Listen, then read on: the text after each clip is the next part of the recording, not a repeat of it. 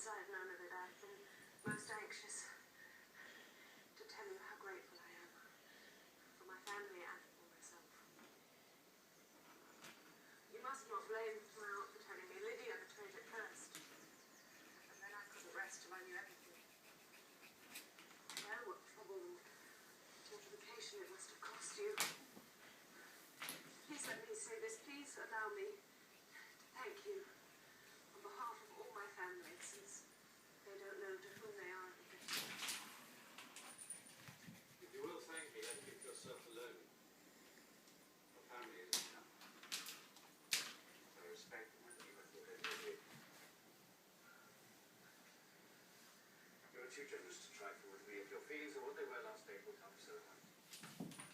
My affections and wishes are unchanged. But one word from you will silence me on this subject. My